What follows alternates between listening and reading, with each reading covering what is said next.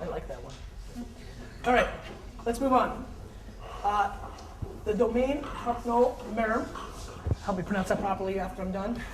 Maurice Saint-Denis, 100% Pinot Noir, obviously, from Burgundy. I'm a very big fan of the elegance and refinement of what Maurice brings to the table. This rolls in at about $50 US. Let's give it a rinse. Oh, you have a new glass. Yes. You don't feel around. That's fine, I can rinse. You did steal my glass. I did. You got it. I guess one interesting fun fact on this one, the winemaker is the president of the Femmes et Vins de Bourgogne. So basically the women vintners of Burgundy. She's the president. It's not too old of a domain, and so she's really eagerly pursuing production of really good Côte de Nuit Burgundy. You got this one? Virginie Topino is the winemaker. Awesome. Okay. Let's give it a sniffy sniff. So this is an 07 Berg. It's coming on the heels of two vintages that were extremely heralded in the US, especially the 05. There was almost insanity for 05 Burgundies in the States. Price points exploded. Some of the top producers got into price points we'd never seen or heard of before, probably driven by the 2005 Bordeaux campaign. The Berg producers said, wait a minute, we make less, we get just as big of scores, we're charging too little. So we saw a huge price explosion of Burgundy in the States. 06 came behind it, very interesting vintage that a lot of people are starting to really warm up to. 07 does not have quite the hype or clout or excitement in the States, and so it's going to be a vintage that's going to have a little more challenge in the States to get into people's hands. It's also extremely young for to be drinking now, but let's see what's going on here. Let's sniff it up. What are you guys getting? It's very aromatic. It's very perfumed. I got a lot of flowers and cherries, being cherries. It seems the classic Burgundy Côte de Nuit coming out, and I get not at all the funk, but the minerality, the kind of the outdoorsiness, but in a very tame way. And maybe maybe it's the oak as well, kind of coming out on it. Yeah, for sure. Everybody at home, this is not your Burgundy where it smells like, pig poop or barnyard or just that stinky, kind of soil fertilizer action. This is much more fruit driven. I get a huge dose of strawberries on the nose for me. It's very red fruit driven. I do pick up some of the sour cherry, not sour, probably just regular black cherries. Definitely strawberry for me for sure. There's also a little hint of pomegranate to me on the back end, just a little of that fruit. And then on the tail end, I think you're getting the spiciness of the oak. Peppery. Yeah, I wouldn't call it super peppery. I'd almost call it more like eggnog, kind of like dairy-like. You're getting almost like the oak on the back end. It's almost like this was like a strawberry custard pie. You get the strawberries and then some on the back end, that spiciness from the oak comes through. It actually smells somewhat New World. In a double-blind tasting, I wouldn't be so shocked if some people, given that strawberry fruit, some of the spiciness, would lean towards maybe an Oregon Pinot Noir. So, it definitely has New World tendencies on the nose for me. Let's give it a whirl.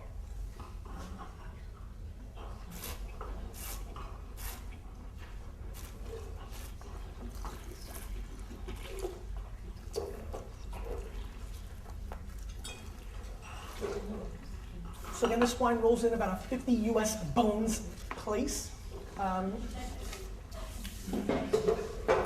Thanks. You're good. Talk to me.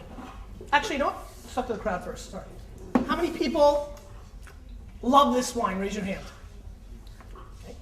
About 9. Like. Okay. Good. Meh. Okay. Dislike. Okay. Hate. No haters. Just such a good crowd. Okay.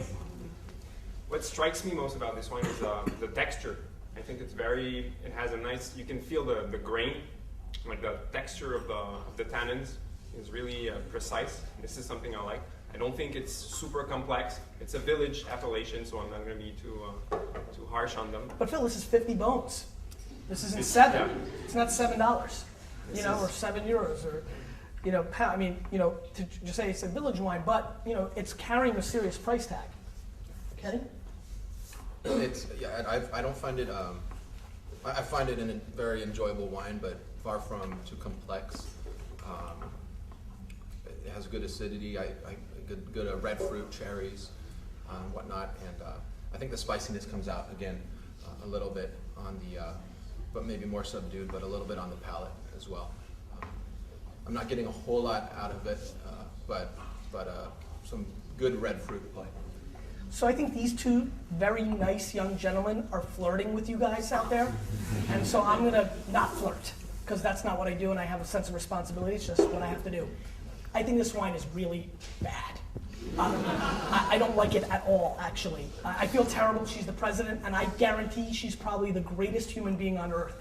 But if I allowed anybody to buy this wine for $50 US, you would come to my store and punch me directly in my mouth.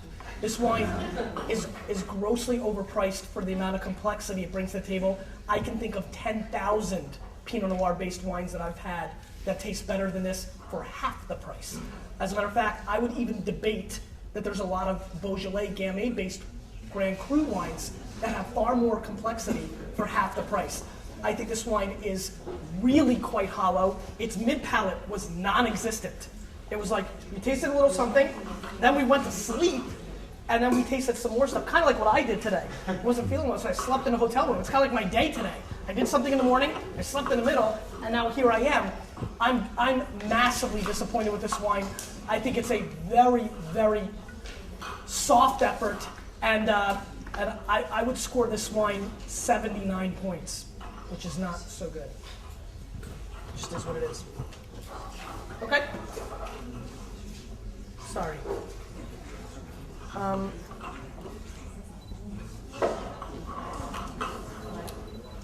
Let's move on. The Clos Romain, 2008, Sword to Hit. This is coming in at the price point of, not available in the US, but €6. €6, so maybe we'll import it if we love it. Cinsault, Grenache, and Syrah blend from the Languedoc, an area that we feel is massively underrated in a lot of ways, very overlooked, but from time to time gets the attention of the U.S. consumer because they are very value driven. They are well priced often, and they tend to have really intriguing fruit. They tend to have really fun pepper flavors, and I just think the Languedoc in general offers an amazing opportunity for people to experience really good French wines at price points that they can afford. A lot of French Bordeaux get the attention, and everybody thinks French wines are so expensive. There's so much great value Bordeaux on the outer lyings of Bordeaux, and then when you start looking at places like this, you can get immense value. Even with a soft dollar, I still think we're looking at a category that delivers some of the best value-driven wines in the world.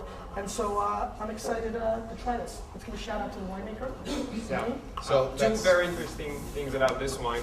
First of all, it's made of 60% Cinsault, which is a grape we usually find as an add-on to many nuance. Yeah, and this wine has a majority of Cinsault, 60% in it. And the winemaker, this is her very, very first wine, first vintage, first wine she's ever made. So she just started Céline in the Languedoc. So she's somewhat of like a wine virgin.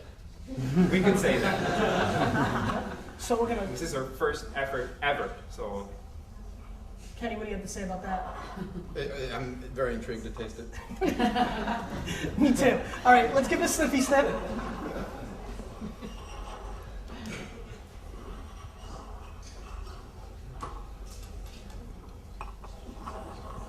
What are you getting on the nose, boys? it's very fresh. She only worked with steel tanks for this wine, so no oak at all. She wanted to do a very gentle wine. You were mentioning Beaujolais earlier. Yeah. I get that kind of I think that's a very good analogy. strawberry yogurt type of component. Rose petal. Yeah, flowery. Kenny? I got an extremely fruity, sweet, like raspberry at the beginning, and then it totally went away, and now it's still very fruity, almost like a confiture, like a jam, marmalade, just very fruity. How many people find this aromatically challenged? Meaning you get a little bit of that raspberry jam, but other than that, you're not smelling much. Raise your hand. Just curious. Okay, about half. Okay, I find this, I think where you were going, away. Yeah, and I think where you were going was really right. I did get initial, like, I get that raspberry jam up front, and then it kind of just goes into like a cave. I'm not picking up all that much more on the back end of the nose. It seems like a front-ended bouquet in a lot of ways. Though I do get a little hint of, you know, it's weird. It's almost like it's dark. You know, I get a little smell of dark. It's kind of like very dark, high cocoa count, maybe shredded chocolate. It could be even like a dab of like balsamic vinegar on top of some raspberries. It gets a little dark for me on the nose, which I think bodes well for where it goes. And there is, as it continues to open up, a little hint on the back end of almost a white pepper component that I'm picking up on the nose.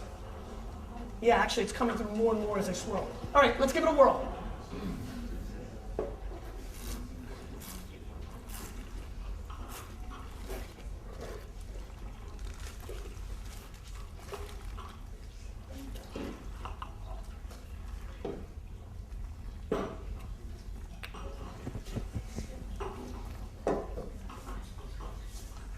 How many people love this wine? 2. How many people like it? 7, 9. How many people are meh? A lot more. Dislike. How many people hate this wine? Oh, somebody broke it. Thank you so much. Oh, 2. Oh, 3. So this is very interesting to me. This wine was the least popular with the crowd.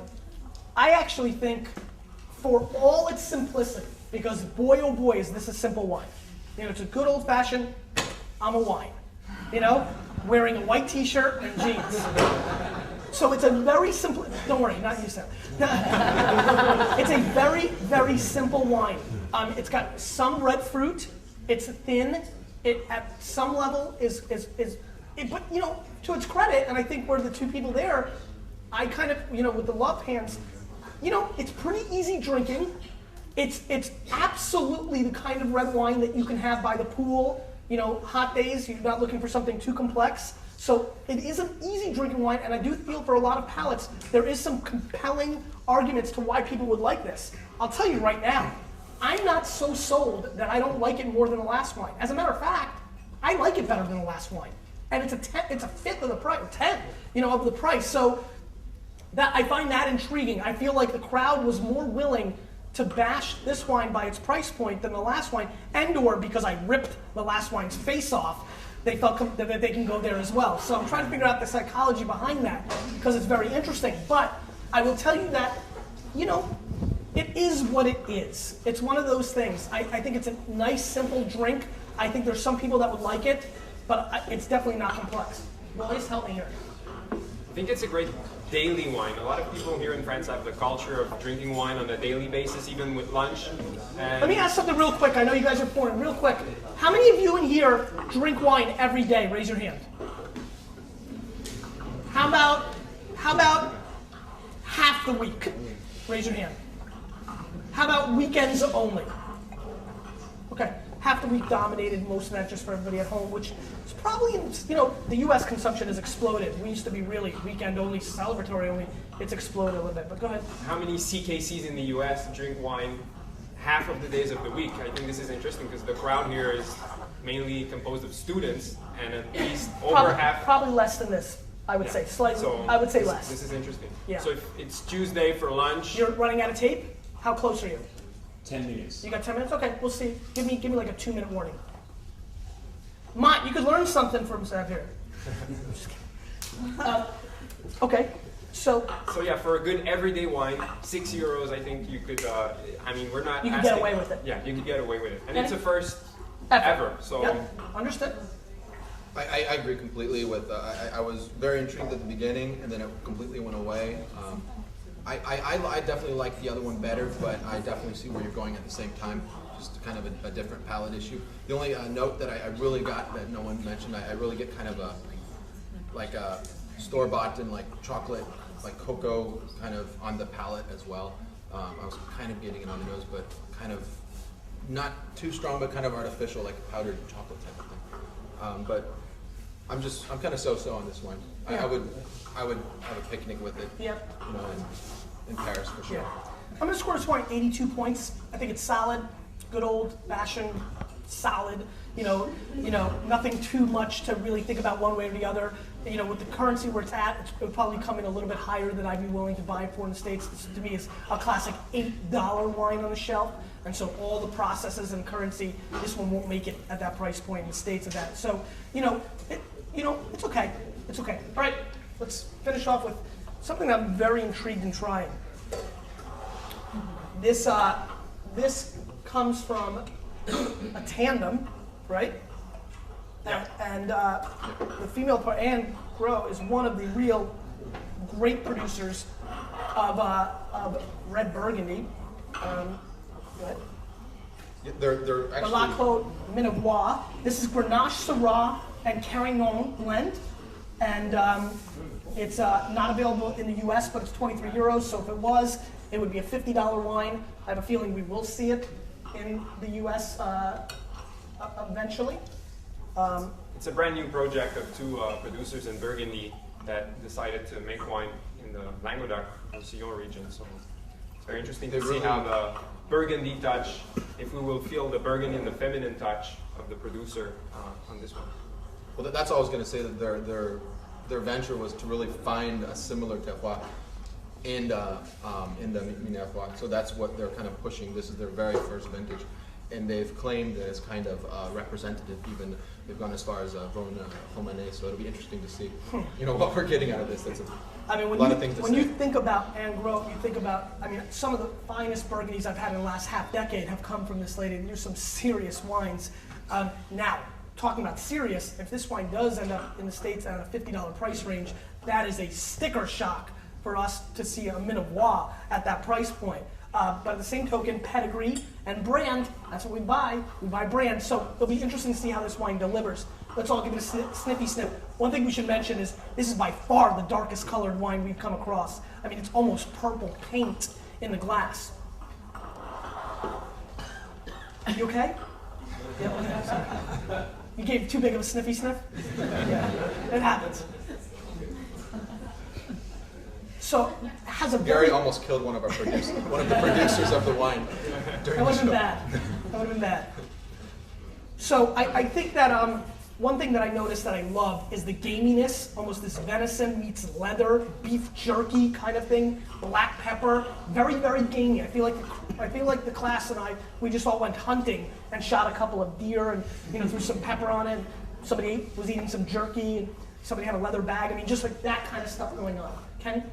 I get some of the similarities from the Burgundy actually in terms of the kind of the very, very subdued muskiness, minerality. Really? Without I don't know exactly how to pinpoint it, but I get similar. Do you think it's innuendo because you know that they're the producers? Do you think double blind, not knowing that maybe that wouldn't be interjected? No. I'm comparing it to the Burgundy we had. I see. No, Okay. not Burgundy in general. Okay. But in a very vague sense, just the kind of I was saying outdoorsiness, but just kind of the mineral. Very dark fruit. And Yeah, black very fruit, dark. black raspberries. And purple. I think you mentioned that purple paint is something I would agree with.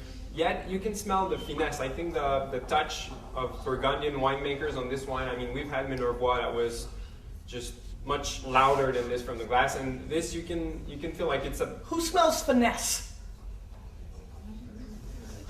very few people. That's with right, me. 7. No. I'm just curious. It's tough. Some people are like, how the hell do you smell finesse? I get it. All right, let's give it a whirl.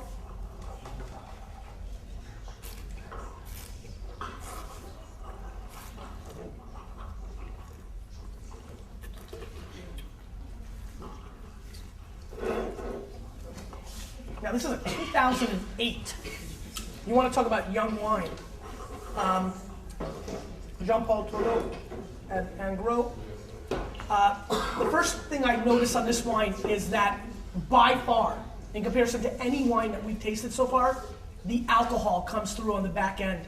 I almost feel like if Kenny here lit a match and I blew on it, fire would spray out. Almost like, Puff the Magic Dragon.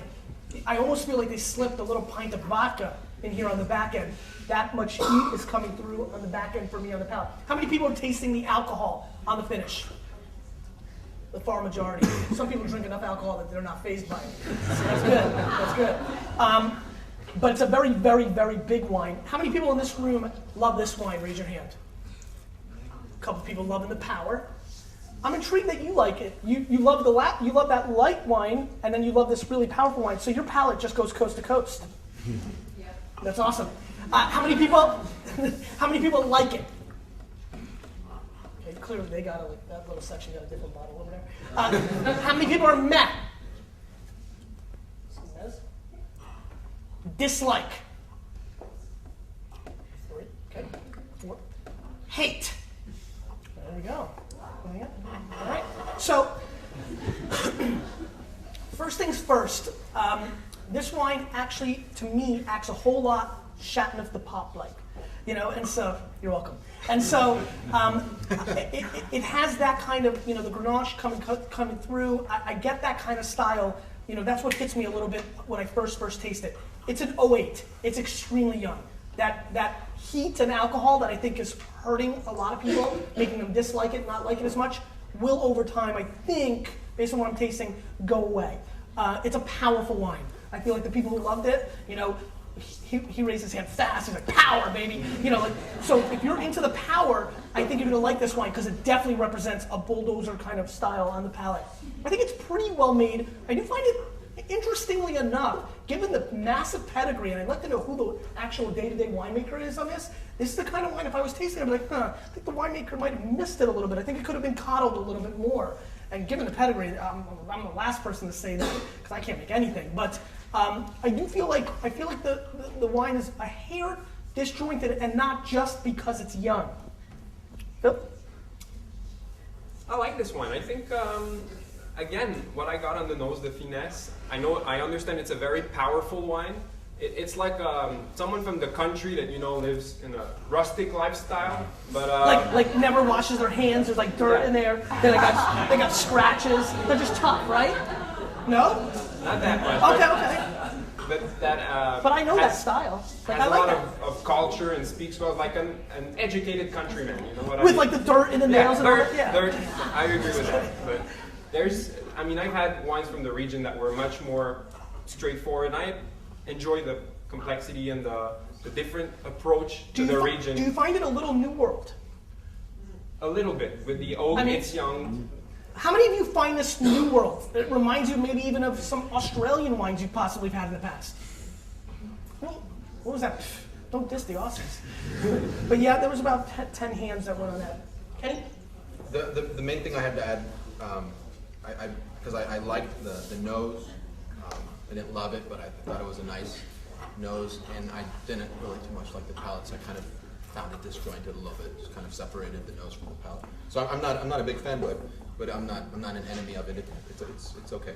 This is very New World to me. I really, the more I taste it, I feel like, there's a lot of American producers that are Rhone Rangers, Santa Barbara, that reminds me of this style.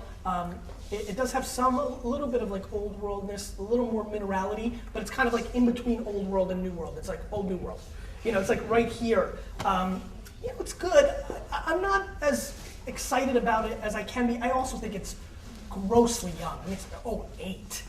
We're not tasting that many 08s on the show yet, and this is a big red 08.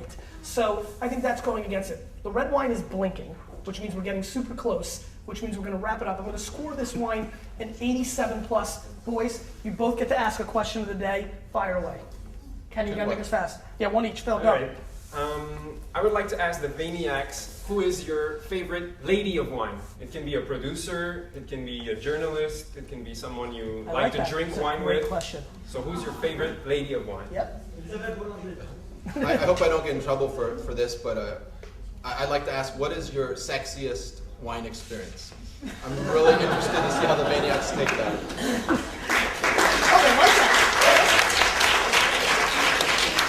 Kenny gets all porno on us and everybody loves it. Hey, lurkers and CKCs for sure. This is when you come out and leave a comment. Answer these two questions. This is going to be one of the times I'm going to read every single comment. Phenomenal, phenomenal questions. Thank you guys so much for having me. We're going to be changing the wine.